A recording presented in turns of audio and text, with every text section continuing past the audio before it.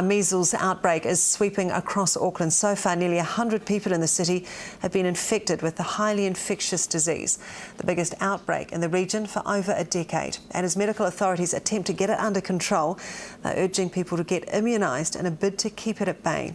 Joining me now is Dr. Richard Hoskins, Medical Officer for Health for the Auckland Regional Health Board. Thank you very much for joining us this morning. Appreciate you coming in. Who is the most vulnerable at the moment to measles?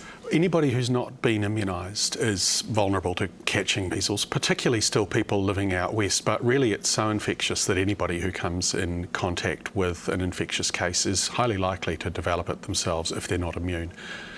Then there are groups of people like very small children, too young to be immunised, who may no longer have the immunity they get from their mother at birth, or people who have perhaps had immunosuppressant therapy for cancer or some other disease, or pregnant women who are at risk or at higher risk of bad outcomes from measles.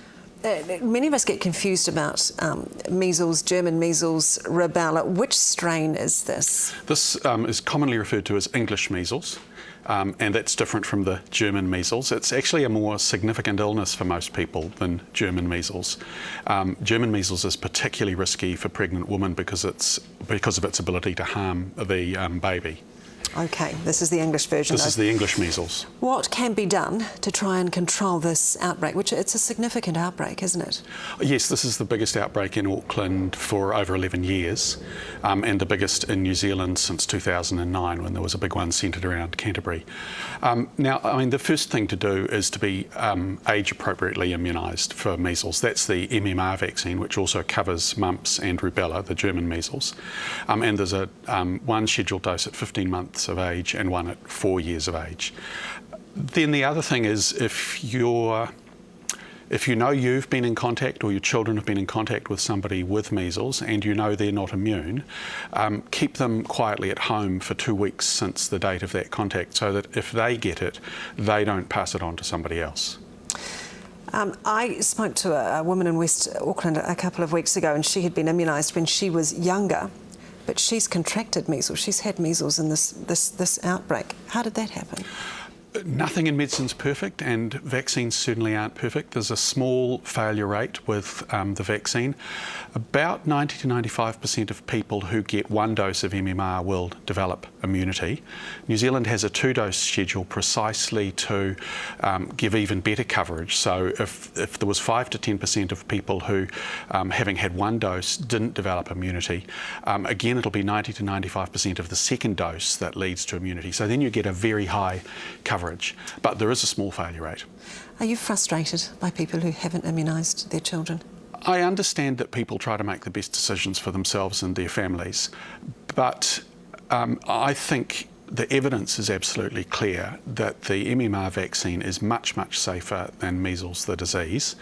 And, you know, on that basis, I wish that everybody was being immunised, unless there was some genuine medical reason not to be.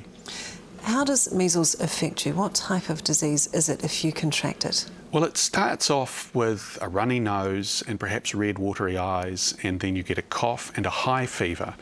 On about the 5th day you develop a rash, which generally starts on the face and then moves down over the body and then to the limbs. And that rash lasts 4 to 6 days in most people.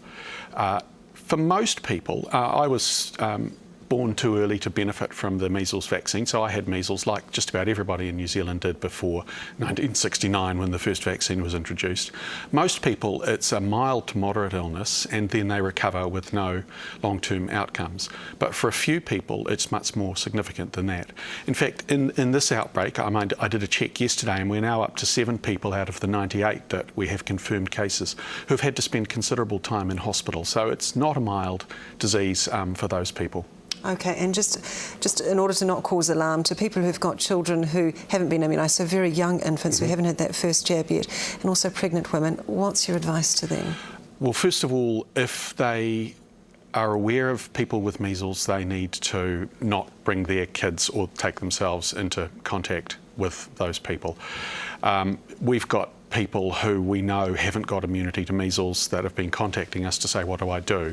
And basically they're quarantining their kids in a sensible way, so restricting the number of visitors, making sure that if they are visiting, it's in families who are well. Okay, all right. Dr. Richard Hoskins, Medical Officer for Health for the Auckland Regional Public Health Service. Thank you very much indeed for your time this morning.